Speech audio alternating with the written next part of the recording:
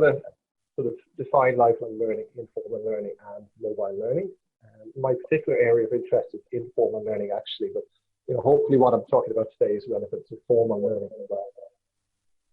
I'll talk about learning trajectory and transitions. There's a bit of an echo there. I don't know if somebody's. If you can just switch off your audio, maybe.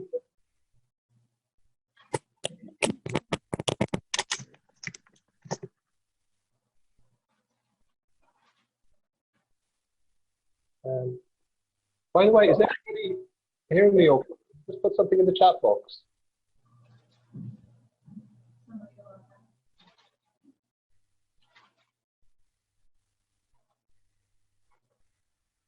What's that, Sean? I'm just checking to see if everybody's hearing me okay. No, there's no questions in the chat box yet. But is the audio still okay? Yeah. Okay, good. Okay, great. There was a bit of echo coming in on my side there. I was just wondering if other people were getting that as well. Okay, in that case, I'll just go on. Okay, so I'm going to talk about learning trajectories and the transitions which are necessary in between them. I'll also discuss about the challenges to maintaining these learning trajectories in both formal and informal environments. And finally, we look at using technology-enhanced personal learning environments to respond to those challenges. So that's an overview of what we're going to do. First of all, let's look at lifelong learning. And being that I'm based in Europe, I'm going to use the European Commission definition for this. So it's all learning activity undertaken throughout life, to be improving knowledge, skills, competencies within a personal, civic, social, and/or employment-related perspective. I think too much research has been done on lifelong learning from the employment perspective now. So we're trying to look at it as more of a balance between the work-life balance perspective. So there's a lot more focus on the personal civic side as well. Lifelong learning can be split into three main categories. Formal learning, which is the traditional learning going on in schools, universities, and whatever. Adult education, formal adult education programs will fit in there as well. The non-formal, informal learning, there's a bit of a gap. It's a bit of a grey area between how we define all of these. In this presentation, I look at non-formal learning as it's initiated by the learner, but with no formal recognition at the end. So there'll be no certificate, no qualifications at the end. Informal learning, on the other hand, is, I suppose it is initiated by the learner, but it's more accidental in nature. So as we do things in our everyday life, we're learning things incidentally. So that's my definition of informal learning. But if you look at the research and the literature now, it's there are lots of different definitions of between the two. So it's hard to be exact on it. So I'd be looking at informal learning mainly as incidental learning, unintentional learning. It's also important to realize that they don't go on, they're not mutually exclusive. They're continually interacting, overlapping with each other, both conceptually and temporally. So I put in this slide here below. It's actually related to the US, a survey done by the Life Centre back in 2004, this is from 2005, looking at lifelong and lifelong learning patterns in the US. So I think they surveyed maybe somewhere over 1,000 adults. This is the sort of graph that came up at. In a way, I think the graph is a little bit misleading. It appears that formal and informal learning are quite separate, but they go hand in hand. So even in formal learning environments, we are learning informally as well. And with advances in technology now, just like this conference here, we can take formal learning outside of the classroom, the lecture halls, and we can put them in the home workplaces as well. So it's important to realize that these three forms of learning are overlapping each other conceptually and temporally. And I'll look at that a bit later as well. But to go into informal learning, which is the main focus of my research, it's incidental learning that results from everyday experiences. And these can occur in a wide variety of contexts. So, they can occur in work, at home, in colleges, on the bus, using different technologies with different people. intertwined with other activities as well. So examples of incidental learning might be, for example, just a regular conversation with a friend. So you're having a conversation, all of a sudden you're talking about a problem which is happening at work. You solve the problem, and you go some way towards solving the problem. That's incidental learning. Or you might be using Microsoft Word to print out birthday invitations or whatever, and you find out how to format it in a new way, which you didn't realize before. So you haven't intentionally gone out to learn, but you have learned something in the process. And by its very nature, it's mobile. So this is the element of mobile learning to informal learning as well. So how do I define mobile learning? It's learning that occurs in different locations, with different people, and it's interwoven with other activities, using different technologies, and it's dispersed over time as well. So that's my definition of mobile learning. It can be formal, can be informal, it can be non-formal as well. Multidimensional, as I mentioned, you've got the physical aspects. People are moving between locations. They're also doing it virtually. There's the conceptual dimension as well. This is where people are switching between tasks. Okay, so you might do a task like learning between, do something different. So it's conceptually different. We also have social groups which are changing as well. Technologies, learning now is going on in so many different devices, so many different multimedia formats. So, and the final one, of course, it's done over time. And as I mentioned, it could be either formal, non-formal, or informal. All learning follows a trajectory. So taking it from the informal perspective, we have an experience, an everyday experience, and we learn, which brings about change. And this could be change in knowledge structures can change, or it could be change in practice as well. So it follows this trajectory which I've outlined here. But of course, it just doesn't go from experience to change. Something needs to happen in between.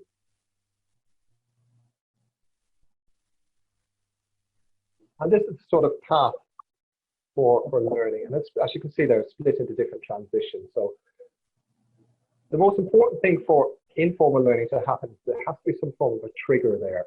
The first transition leads to the trigger. This is an awareness that whatever you're doing, there's something about it which is different. There's learning potential in there. So it could be a problem. You've got a problem at work. You've got a problem in the classroom. You realize something is wrong. You need to fix that problem. Or it could be on the opposite side. It could be positive, where you realize, eureka moment, something has worked really well. This is the trigger. So for the trajectory to start, we need a trigger. The next transition is taking it to the abstraction level, where we need to make a mental representation of what has gone on. Hey, Sean. Yeah.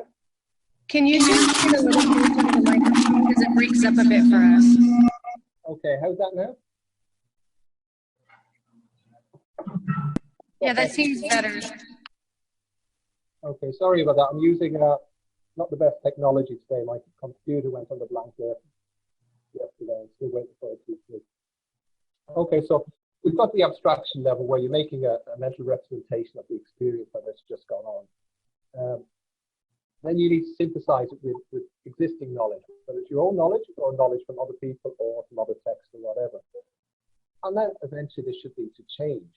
So that's the ideal process. But I think, as you know, in the classroom, it's very difficult for our students in formal environments to do the abstraction and synthesis levels that would cause change. This is even more difficult when you're dealing with sort of non-formal, informal environments where learners are not following set curriculum. So ideally, if it happens, you have to change, and then the process can repeat again, where you go back to another experience, the trigger, the abstraction, the synthesis, and more change again. In reality, this doesn't happen. In reality, we have a lot of breakdowns in the transitions. We're looking at these breakdowns. For example, the first breakdown is that there is no trigger. We have an experience, nothing happens. We just move on from that.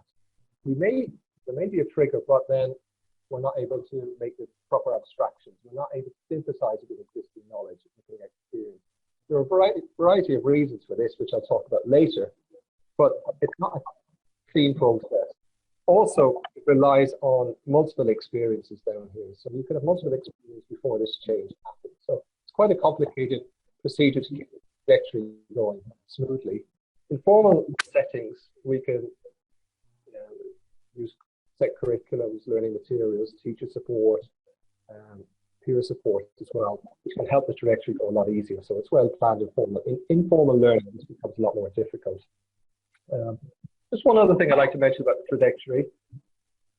Learning can be done as an individual, of course, but it makes things a lot more difficult. So generally, we're working with a group of people as well. So it's more of a social side to it, particularly at the synthesis level where you need to use existing knowledge. You don't have that knowledge yourself. You're going to look for other people to help out with that knowledge. So this is the process of the learning trajectories and transitions, which I feel that we need to maintain for proper learning to happen.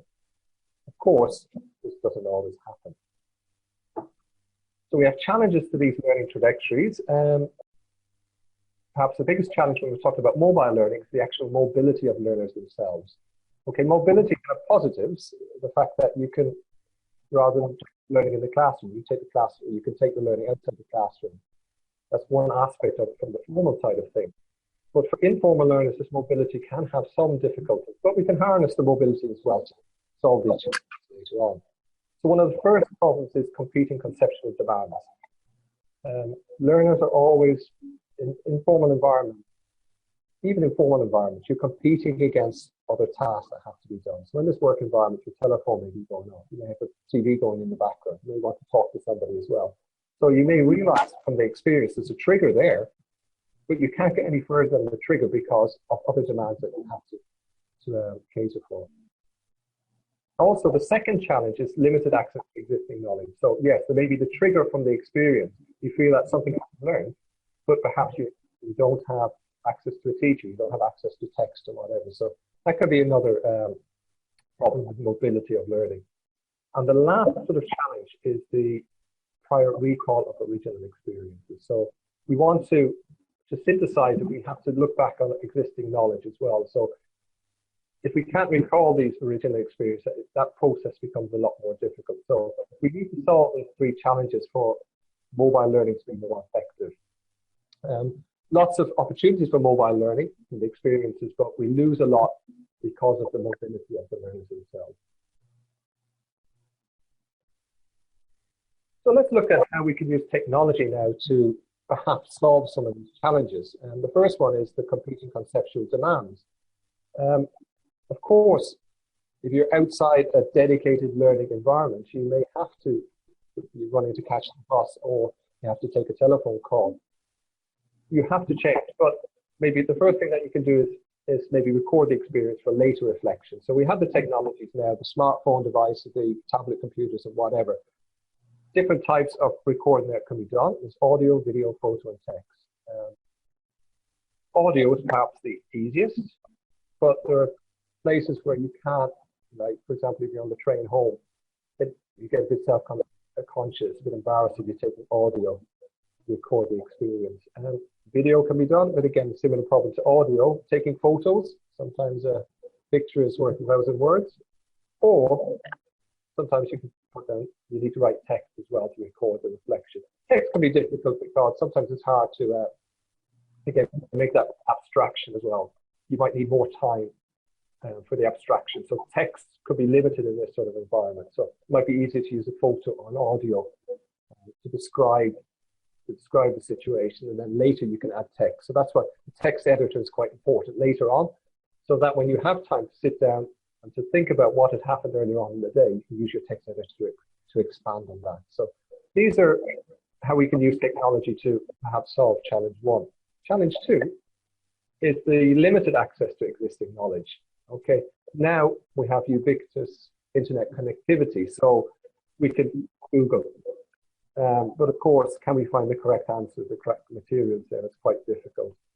So again, what we can do is record experience for later reflection, as mentioned previously, and then when we have time, when we have the existing knowledge there, we can use that. Rather than just going to the internet to find information, we can use recommendation systems. So if you record something, tag whatever, depending on the system you use, you can get a recommendation from that system advising you to, maybe the answer is here, or maybe you can use that text instead. Of course, you can share and collaborate with others. So when you have time, you can ask other people. So you can use common internet technologies to do that. And finally, we can use technology to organize the learning experiences. So what happened last week, previous week, you can link all of these together by just using simple tagging or timestamps or whatever. So these are ways that we can use technology to solve the second challenge. The third challenge, the poor recall of original experiences. Again, we can record experiences and then reflect on them later. So we're not just relying on our memory, we're actually relying on something which is more physical. Notifications are also a useful way to remind you of something that happened. So quite often we make a note about something and we don't go back to it. So we can use the technology to give a notification that on a daily basis, or notifications a lot smarter, where if you can walk into an environment where you've already recorded an experience, it will give you a notification about something that's happened in that particular environment. Or perhaps if you tag something with one topic, you might be notified about other experiences you've done in this time. So these are different ways of using technology to hopefully solve these challenges. So we can combine all these technologies into personal learning environments. Two levels of personal learning environments. There's been quite a lot of research done on this in the last 10 years. At the technical level, we're just looking at it from basically resources, services, and tools. Generally web-based technologies, but they're selected and used by learners to create their own flexible learning environment. So that's purely at a technical level. The level that I prefer is at the social level, where a personal learning environment is an environment where people, tools, communities, resources interact in a very loose kind of way. So I think we can set up personal learning environments in more formal situations, which are looking at it more on the technical level. We look at what we're doing in reality, the way we need to interact with people to synthesize our experiences properly. I think the social level for a personal learning environment is what I'm trying to create now anyway. So we can move on to it diagrammatically of how I see it working. On the left-hand side, we have the application that we use. So first of all, we need to be able to record that experience, and then we need a text editor to be able to expand on that experience and share it with other people. It has to be able to run on all sorts of devices. So whether it's a tablet, a smartphone, a laptop, desktop. So whatever applications we're using, they should be able to run across platforms, whether it's Windows operating system, an iOS, or whatever. So that's quite a tricky task because development of any applications requires a lot of resources. It has to be connected to the cloud, of course. So if we're talking about recommendations, notifications, sharing, organizing experiences, there has to be some form of a server in the cloud which allows you to connect all of those things together, access them across platforms and across devices. You should be able to use social network sites. So if you record an experience, expand on that, you want to share it with your friends on your social networking sites. Blogs. I'm a very passionate fan of blogs. I think blogs are a great way of students to reflect on the work, to expand on the work, and then to share it with other people as well, share it with their colleagues or other users. And of course, you've got things like RSS, where you can set up feeds and you can follow other people's experience as well, and mail to mail off. For example, if you have an experience, you expand on that, you still don't have enough knowledge, information to do the synthesis part of the trajectory, then perhaps you can mail it to your colleagues or friends or whatever. So these are all aspects which, being cloud-based, allows you to take use of the technology. And of course, on the very end, on the right-hand side, you've got the other users. And the other users basically are the resources that you can use to learn socially, to access, I say other users. It could be in text format if you go into the website, the internet, to get websites with people, or you can just use the various technologies to collaborate with people online or face-to-face if you want to. So this is my sort of overview of how a technology-enhanced PLE should look. Let's sort of look on the application side first and see what sort of applications that you need. Two basic application interfaces here. So, as I mentioned, there should always be audio tools, video tools, photo tools, image tools, and text. So when a learner has an experience, there's a trigger there for the experience. You can take up the application. For example, they want to make an audio note, click on audio, make an audio note, and it gets stored there, which can be accessed at a later time. The text editor, I've used this example of fixing up the house. Okay, maybe this is an informal learning project where you have to renovate the house. This is example, I think it's a WordPress blog. So what people would do then is when they have time, then go into their WordPress blog or whatever blogging tool would be there. They add the information, they add the extra text. And then it's up to, at that stage, you can add your tags for organization.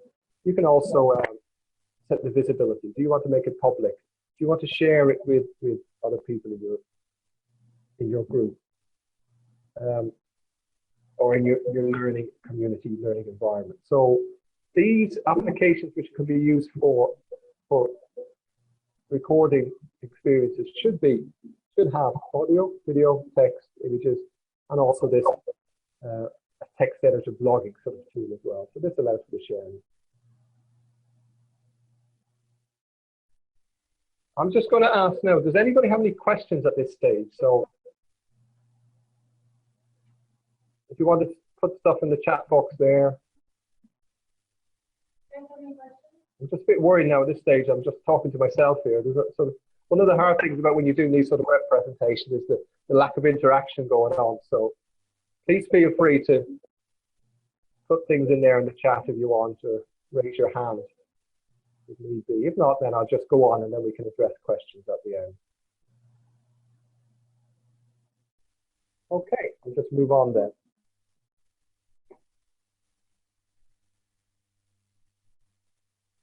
So as I mentioned, in Europe, we're doing a lot of research on lifelong learning. It's getting quite important at the moment. And these are three examples of lifelong learning projects going on.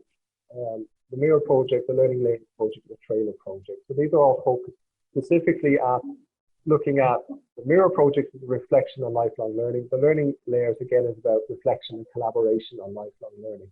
And Trailer is integrating LMSs and PLEs together to sort of merge the gap between formal and informal learning. So you might want to look at that and see how they're dealing with the whole issue of using personal learning environments or technologies to allow for more informal learning.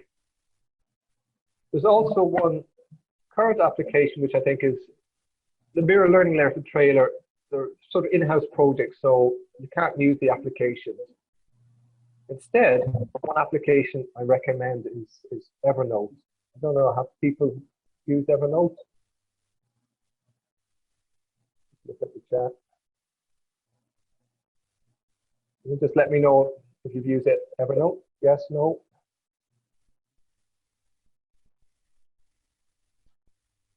Okay, Rebecca says she hasn't used it yet. I don't know, has anybody used it?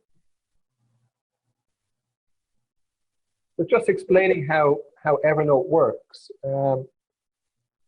Again, depending on if you're using on a smartphone, a tablet, or a desktop, or whatever, it has different recording options. So generally, you can take a photograph. You've got your text options there as well. There's audio on some of the devices. Camera, I'm not sure. I think on the desktop you can put in camera, but I'm not sure about the smartphone or the tablet devices. So it allows you to record. It allows you to expand on these as well.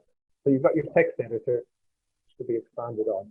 You can also put various tags on the different notes. So the tagging allows you to organize all the different experiences together. So you can organize them by topic, by tag. You can organize them by time using the timestamps there. It also is a good way of sharing. So if we're talking about synthesizing knowledge, using resources of other people as well, working collaboratively, Evernote is great for that happening as well. So what Evernote will do, you can set up your notes, set up your groups, and you can work as a team on that. It does have notifications as well. So you might make a note. You have an experience, you make a note, but you'll forget about it. That quite often happens. So if you look up here, you can see they have the reminder tool. Unfortunately, it's a bit limited. So you set it up, please remind me in 24 hours, or please remind me at a certain time. Ideally, in a personal learning environment, we should have more of a robust notification system, so that you're reminded, for example, at the end of a day at a particular time when you know you're going to be less busy, or you might get reminders at the end of a week. So if you've made it a note, if you recorded something, but you haven't got back to it, then you should get a notification about that maybe at the end of the day or at the end of the week or whatever. So tools, specific tools should have maybe more notifications. Also looking at recommendations as well. So if you tag something, say you've got a topic on using a smartphone, so you put smartphone in there, you could get recommendations amongst your group as well if they've done similar sort of notes or whatever. So there are a lot of recommendation systems out there. You know, if you're bombarded by recommendations from commercial providers all the time, Evernote doesn't provide a recommendation. So perhaps if you're talking about personal learning environment, an effective one, you need to have some recommendation tool in there so that can allow the learners to access the knowledge of others as well. Tags, of course, I've just put in here. Tags are very important for the organization side of things, but most of the web-based tools at the moment allow you to tag.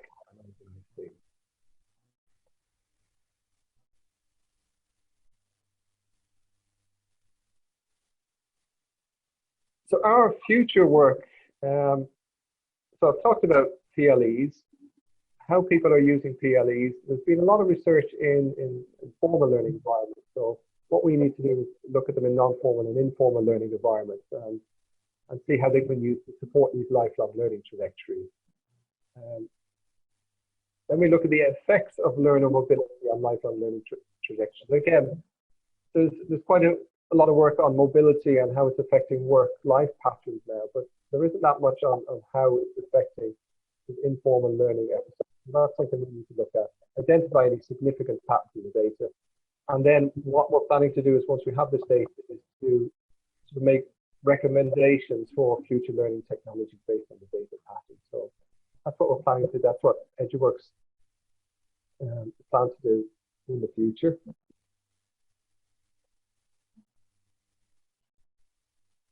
So I'd just like to finish up now. I've been talking for about half an hour, so maybe we've got 15 minutes or a few minutes of questions. So I'd just like to acknowledge my two professors and supervisors, and of course I'd like to acknowledge EduWorks because they're funding the work that we're doing here in Trinity.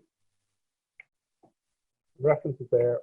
Finally, some questions or feedback, and please, I'd like to get as many questions as possible. It's quite strange doing this web presentation when you can't see people. I don't know. Let me ask here if we've got any questions. You guys have any questions or comments? One as EduWorks put out a study last year that kind of looked across the higher ed institutions and access to mobile devices and so forth. And the only interesting significant thing they found was that lower grade point averages are actually tied to small screens, smartphone size screens. Once you got to a tablet screen and up, Okay. So a question from the comments or from the audience here, Sean, was that someone here, they saw a study in which screen size affected GPA, like a mobile size phone, actually there were lower GPAs, where starting at tablets and above, there was no significant difference. So can you comment on that? Like, how does screen size affect the learning? Yes, I think it's screen size. One of the things is we were talking there about need for a text editor is very, very important. The reason I say this is because it's very difficult to put text in a smartphone or whatever. It's also, you've got a timing issue where you just don't have time to do that. But I think you have to know the capabilities of your machines as well. So if you're on the move, you've got a smartphone, you've got a tablet. So an application should be designed so that it has the basic functionality. If I go back to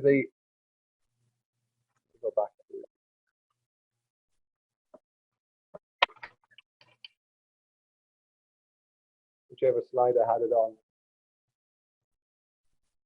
The basic interface here. So it'd be very simple like this, where you just have your four options on the top, maybe search, and then a list of all the experience you have. This can be shown on a small device as well. So you just click on the audio button. You make the as well. It's limited to that. There's not much you can do. It's stored there.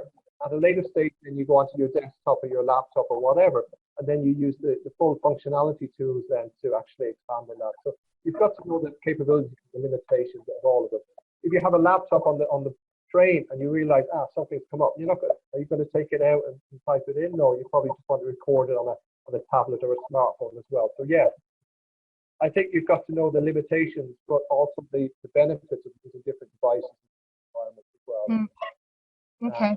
The beauty of mobile learning and the Did you get that? that we have at the No. moment. Any other? No. Are there any questions from the online? The remote participants? You guys are good? So I think that's it, Sean. Do you have any final comments before we end? No, it's nice having this opportunity here now. So I've been talking about mobile learning and whatever. So it's the Zoom platform now isn't as good as some of the other platforms I've used for web presentations as well. So that's something you might bear in mind, Michelle, now. So it's how we can improve this in the future as well. So it was interesting. I would have preferred to see more faces and have more of an interaction between people there. So hopefully you've picked up a few little tips here at the presentation, and maybe you can use some of them in the future as well. Thank you for listening to me. Are there, just checking last time, any questions from the remote participants? No? You guys are good? All right. Well, thank you very much, Sean, for presenting today. And I'll talk to you again, Michelle. All the best. Yeah. Talk to you soon. Thanks so much.